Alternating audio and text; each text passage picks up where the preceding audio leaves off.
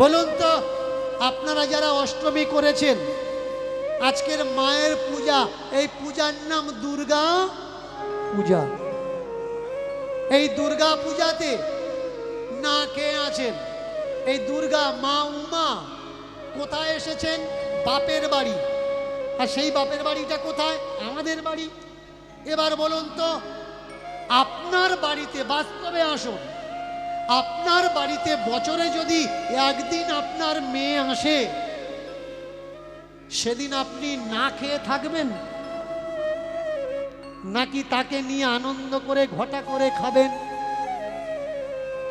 এবার বলুন, আপনারা এতদিন যেটা করে আসছেন, না খেয়ে না খেয়ে শুকিয়ে শুকিয়ে, ও তো প্রত্যেক বছরের নিয়ম সার্কেল হয়ে গেছে, সার্কুলারে ঘুরছে, দুর্গা ঠাকুর তুলতে হবে তাই তুলছি।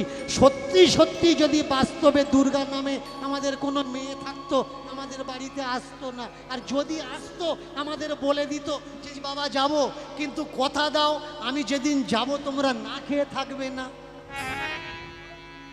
তাই তো? তাহলে না খেয়ে আমরা এত করি কেন বার? জানো কি ভাই তিথি কোনটা, করার উপায় কোন, আধার? আজকের একটা বিষয় শুনলাম, আমার মনে খুব কষ্ট, খুব ব্যথা পেলাম। পুরো সমাজের সঙ্গে আমি একা বিপক্ষে দাঁড়িয়ে লড়াই করছি, সমাজ একদিকে আর আমি একদিকে।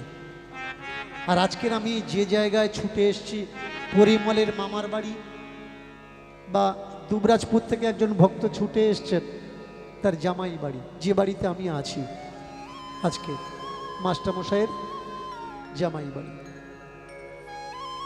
এই যে মায়ের পূজার দিন আজকের আপনারা পাঁঠা বলি দিলেন, শুনলাম আগামী কাল নাকি আবার বলি দেবেন।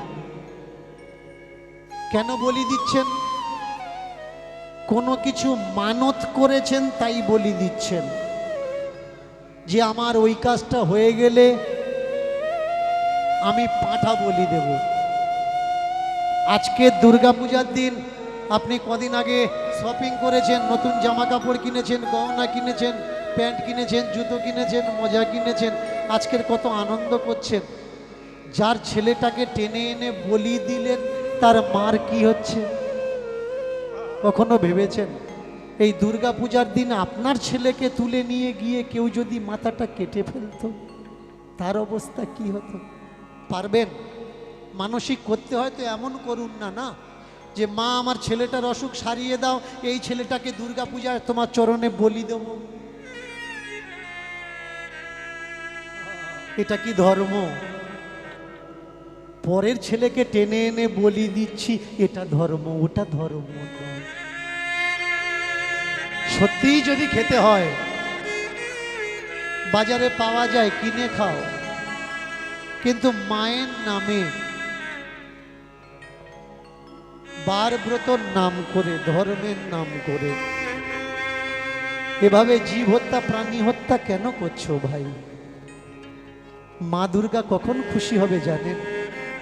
কালকে যে কটা পাঁঠা আপনারা কিনে রেখেছেন বলি দেবেন বলে, ও কটা ছেড়ে দিন, মারবেন। আর যদি মারেন, ওখানে দাঁড়িয়ে দেখবেন ওর ধর থেকে এক কোপে যখন গলার থেকে মাথাটা আউট হয়ে যায়, ওর বডিটা ছটফট করছে, ওই বডির ছটফটানি সত্যি কি আপনাকে মঙ্গল করবে, না আপনার বংশের অমঙ্গল ডেনে আনবে?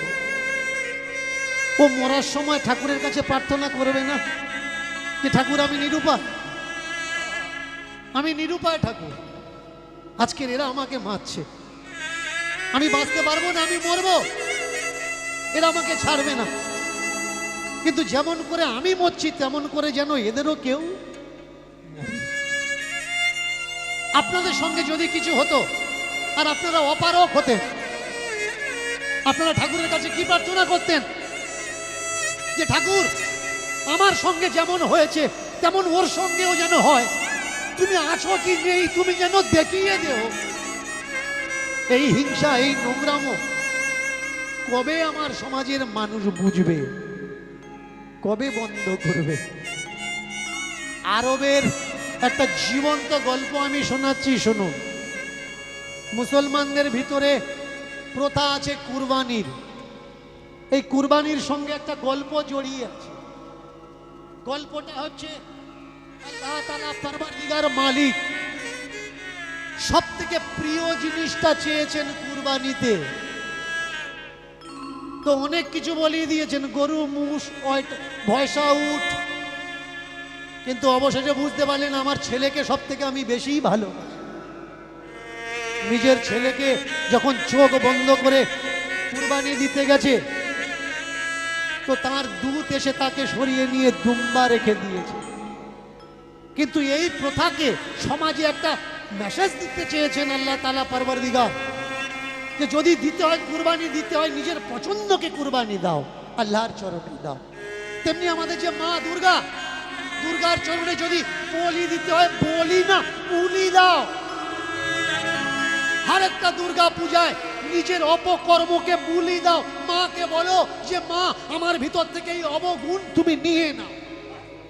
কোনো জীবজন্তু হত্যা নয়। আজকের একটা জীবন্ত গল্প আমি আপনাদের শোনাচ্ছি, মন দিয়ে শুনবেন।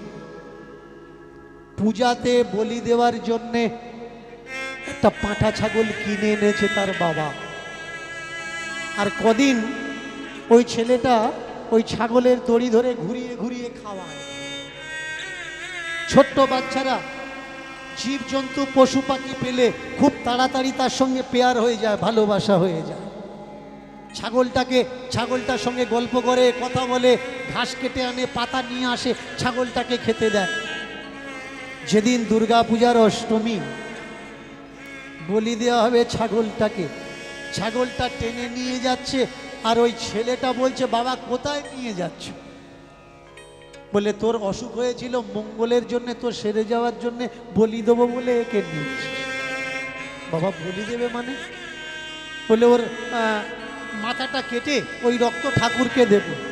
কেন বাবা রক্ত কেন দেবে? ছোট্ট ছেলের প্রশ্ন। মানসিক করলে দিতে হয়। আচ্ছা বাবা, ওকে যে মানসিক করেছো দিতে হবে, ও তো মরে যাবে। হ্যাঁ, ও মরে যাবে, কিন্তু আমাদের ধর্মের জ্ঞানী গুণী পণ্ডিতরা বলে মায়ের চরণে যে ছাগল বলি হয়, ওই ছাগল আর ছাগল জন্ম নেয় না, মানুষ হয়ে জন্মায়, কোনো ভালো বংশে চলে যায়, স্বর্গলোকে চলে যায়, মায়ের পায়ে চলে যায়। ছেলেটা বাবাকে বলছে, বাবা এখন তো আমি ছোট মানুষ, স্বর্গে যাওয়ার জন্য মানুষ চেষ্টা করে, সুকর্ম করে, পুণ্য করে, ভালো ঘরে জন্ম নেওয়ার জন্য মানুষ সুকর্ম করে, পুণ্য করে। তাহলে ওই ছাগলকে বলি দিলে ছাগল যদি মরার পরে স্বর্গে যায় বা যখন জন্ম নেবে ভালো ঘরে জন্ম নেবে, তাহলে বাবা ছাগলের সঙ্গে সঙ্গে আমারও বলি দাও, মরার পরে আমিও স্বর্গে যাব, আমিও ভালো ঘরে জন্ম নেব। কে চায় না স্বর্গে যেতে? কে চায় না ভালো ঘরে জন্ম নিতে? ছেলেটা বুঝতে পারলে যে তার ছেলে কি বলছে, বুকে হাত দিয়ে বললে, বাবা তুই কি বলেছিস আমি বুঝেছি, আজ থেকে আর বলি না, জীব হত্যা না। মায়ের কাছে আমরা আর্জি রাখতেই পারি, মা এটা দাও, মা ওটা দাও, কিন্তু তার মানে মায়ের আশীর্বাদ নিতে গেলে কোনো কিছু দিয়ে আশীর্বাদ নিতে হবে, তাহলে সে মা কি করে হলো? ঘর এসেছে পঞ্চায়েত থেকে, ঘর শুধু শুধু আপনি পাবেন না, ওদের কিছু দিতে হবে, তার মানে ও আপনার কেউ নয়। তাহলে আশীর্বাদটা শুধু শুধু আপনি পাবেন না, কিছু দিয়ে তবে পাবেন, তাহলে মা আপনার মা কি করে হয়? যদি সত্যি মা হয়, মার বাচ্চার ভিতরে তো কোনো লেনদেন চলে না। তাই অনুগ্রহপূর্বক প্রার্থনা করে সকলের সামনে করো জোর করে বিনতি করব, মাংস খাওয়ার হয় খাবেন, খাওয়ার জিনিস খাবেন, আপত্তি কি আছে, কিন্তু মায়ের নামে দোষ দিয়ে খাবেন না, ঠাকুরের নামে দোষ দিয়ে খাবেন না। কি মায়েরা বলি হওয়ার দরকার? জোরে বলুন।